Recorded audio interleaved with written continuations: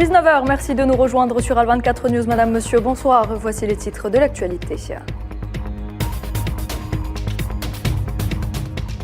Mondial 2022, Paris gagné pour le Qatar avec la cérémonie d'ouverture. Le pays hôte a eu sa revanche face aux sceptiques.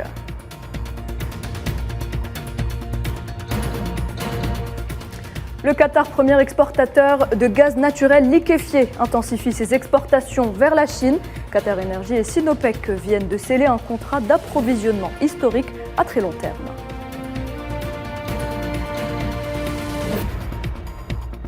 Les services du FMI achèvent leur mission de consultation au titre de l'article 4 en Algérie et saluent les perspectives de l'économie algérienne. Le FMI qui déclare également apprécier la nouvelle loi sur l'investissement en Algérie.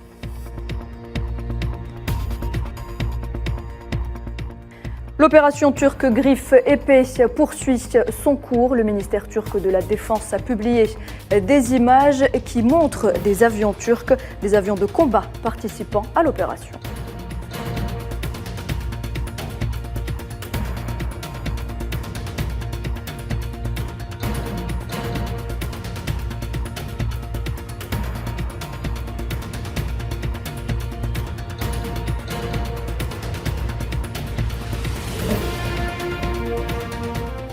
Les yeux du monde entier sont rivés sur le Qatar où se déroule depuis hier le rendez-vous le plus attendu des amoureux du ballon rond, la Coupe du Monde 2022, la première dans un pays arabe. Durant un mois, 32 nations se disputeront le trophée tant convoité. Mais avant de parler justement des premiers matchs de la compétition, retour tout d'abord sur ce qui aura marqué la journée d'hier, à savoir la cérémonie d'ouverture, du spectacle et de l'émotion. Tout était réuni. Et le Qatar a eu sa revanche face aux nombreuses critiques qu'il a reçues. Une cérémonie sous le signe du respect ou encore de l'inclusion qui a été couronnée par un succès, en particulier avec la présence des chefs d'État arabes. Un pari gagné pour le pays hôte en réponse aux sceptiques. Nariman Zekar. Un coup d'envoi haut en couleur, agrémenté d'un message porteur de paix et de diversité, la cérémonie d'ouverture de la Coupe du Monde du Qatar a tenu toutes ses promesses, n'en déplaise aux sceptiques qui ont multiplié calomnies, procès d'intention et critiques tout au long des préparatifs. Le Qatar a bel et bien réussi. Milliers de supporters qui ont fait le déplacement au stade El Bayt et les millions de téléspectateurs derrière leurs petits écrans à travers le monde. Sur un texte lu par l'acteur américain Morgan Freeman, le spectacle a mis à l'honneur la culture et l'héritage du Qatar, ainsi que la capacité du football à unir des personnes de différentes cultures et origines.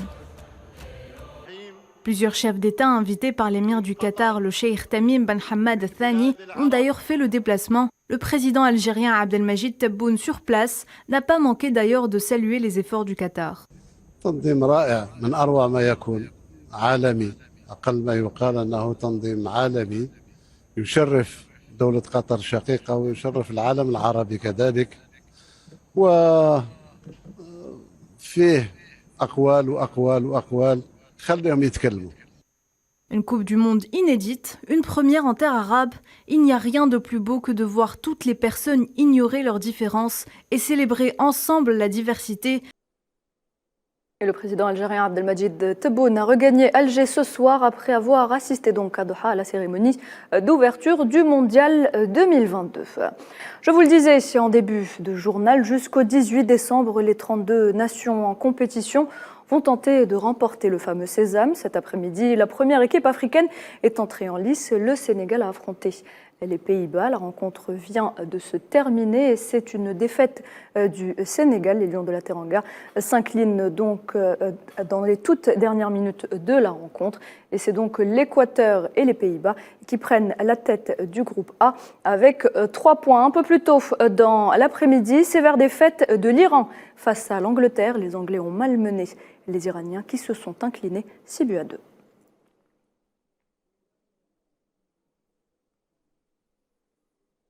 Et puis à partir de 20h, rendez-vous avec États-Unis, Pays de Galles. Le vainqueur de la rencontre aura tout à gagner.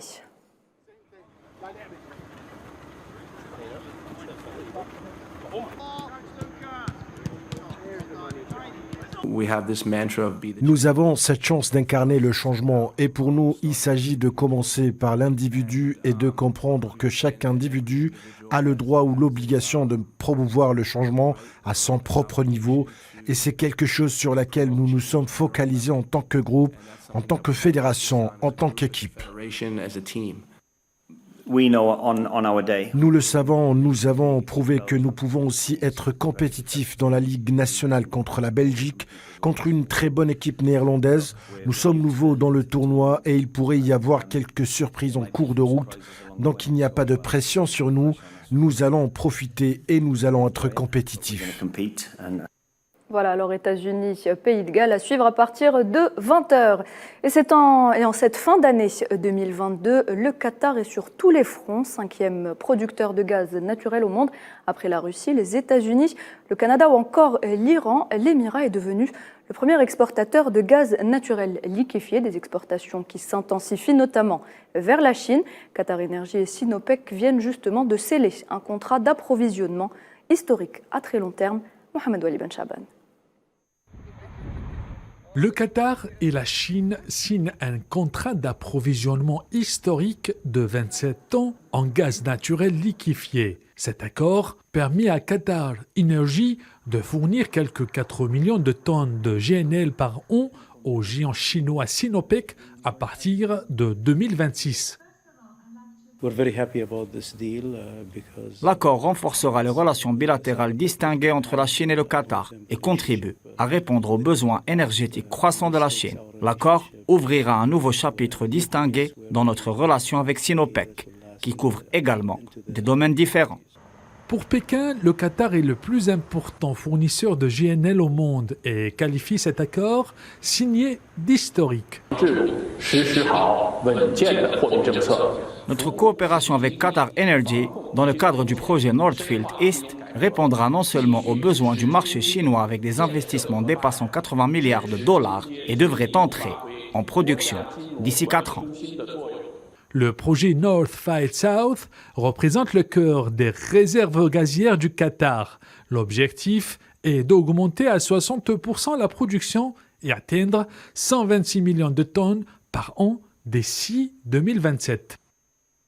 Économie, toujours une mission du Fonds monétaire international dirigée par Madame Geneviève Verdier était à Alger pour les consultations de 2022 au titre de l'article 4, une mission à l'issue de laquelle il a été souligné que les perspectives à court terme de l'économie algérienne se sont sensiblement améliorées, essentiellement en raison de la hausse des prix des hydrocarbures. Le FMI qui déclare également apprécier la nouvelle loi sur l'investissement en Algérie. La loi sur les investissements et sa publication avec tous ces décrets d'application est un développement positif. Je voudrais également noter que dans notre dialogue avec les autorités, nous avons voulu donner une appréciation des mesures, des réformes structurelles qui vont aider à renouveler le modèle économique algérien et à dynamiser la diversification d'un côté, et également des mesures de politique budgétaire et monétaire à plus court terme qui peuvent également soutenir ces objectifs. Dans le reste de l'actualité, ils étaient des centaines à assister cet après-midi aux obsèques de Mahmoud Abdul Jalil Saadi, un jeune palestinien de 18 ans qui a succombé à ses blessures suite à une confrontation avec les forces de l'occupation sioniste dans la ville de Jénine, dans le nord de la Cisjordanie occupée.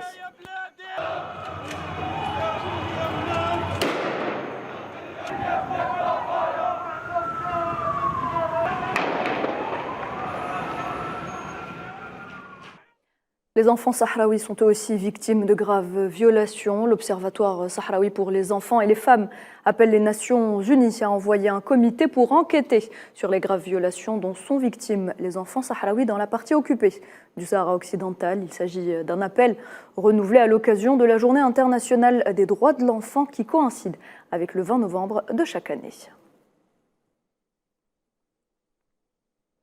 Au Maroc, la situation économique se dégrade de jour en jour et la population manifeste au quotidien pour tenter de retrouver un semblant de vie normale. Ces derniers jours, les revendications se sont axées autour du pouvoir d'achat, un pouvoir d'achat en baisse flagrante depuis des mois.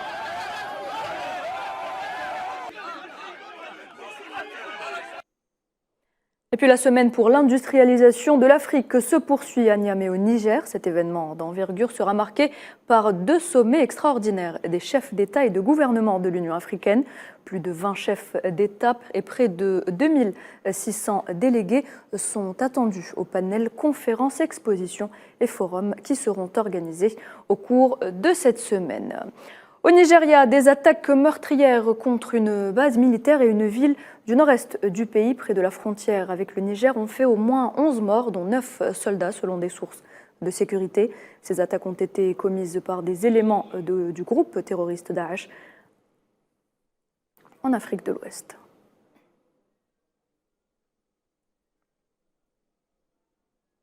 Alors que la Turquie a annoncé avoir mené des frappes aériennes dans le nord de la Syrie et en Irak, le ministère de la Défense a publié des images qui, selon lui, montrent des avions de combat participant à l'opération, dont le nom de code est Griffe épée.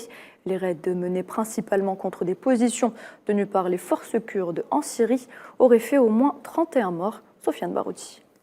Les raids de l'aviation turque se sont poursuivis ciblant le nord de l'Irak et de la Syrie. Le président turc a annoncé la destruction de 12 cibles représentant des positions du PKK-YPG dans la ville de Kobane Ain al-Arab, au nord-est de la Syrie. Recep Tayyip Erdogan a également déclaré que la poursuite de l'opération spéciale turque était probable. Il a poursuivi son propos en exprimant que l'offensive ne devrait pas se limiter à des frappes aériennes et que la décision concernant la proportion d'un éventuel déploiement terrestre serait prise en consultation avec les unités concernées et le ministère de la Défense. Le président turc a également révélé la participation de plus de 70 avions de combat de différents types dans l'opération baptisée Griffe épée, qui a occasionné, selon son propos, la destruction de 89 cibles représentant une menace pour la sécurité de la Turquie, de son peuple et de ses frontières. Les raids ont occasionné des dizaines de victimes, dont des soldats syriens positionnés dans la région de Alep et de Hasaka. Dans le sillage, 3 citoyens turcs sont morts dans un bombardement ayant touché la région frontalière de Gargamesh dans la ville de Gaziantep, selon l'annonce du ministère de l'Intérieur turc. Un soldat turc a également été tué hier par des frappes lancées par les YPG PKK sur un poste frontalier entre la Turquie et la Syrie. Pour rappel, un attentat terroriste a récemment endeuillé Istanbul. Celui-ci a été imputé par les autorités turco-PKK kurdes. L'attentat avait notamment provoqué une friction diplomatique entre Ankara et Washington, accusés de soutenir les forces kurdes de la Syrie démocratique basées dans les confins syro-irakiens. Pour rappel, d'autres opérations militaires turques ont déjà été lancées au nord de la Syrie et de l'Irak, pendant que la présence militaire américaine continue à proximité des régions pétrolifères autour du fleuve Euphrate. Il est également à signaler que la province d'Idlib, au nord de la Syrie, et d'autres zones à l'instar de Deir ez-Zor, abritent depuis plus de 10 ans une forte implantation de postes terroristes fondamentalistes très actives, représentant un danger continu pour la sécurité régionale et internationale.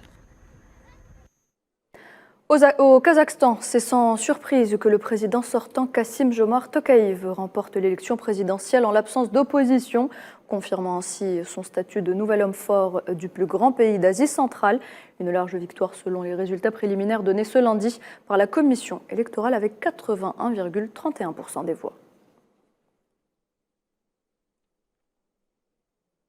Et on reste en Asie où le dirigeant nord-coréen Kim Jong-un a supervisé le lancement de son dernier missile balistique intercontinental, accompagné de sa fille dont l'existence est ainsi révélée au monde entier pour la première fois.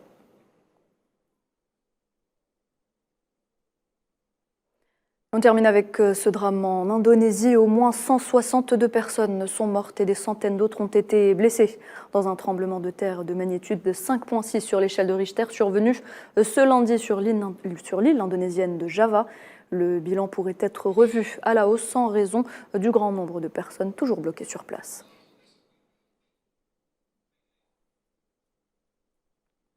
Et on arrive à la fin de cette édition. Merci de l'avoir suivi. Tout de suite, un point météo et puis l'information continue sur nos différents réseaux sociaux. Très bonne soirée sur Al24 News et à demain.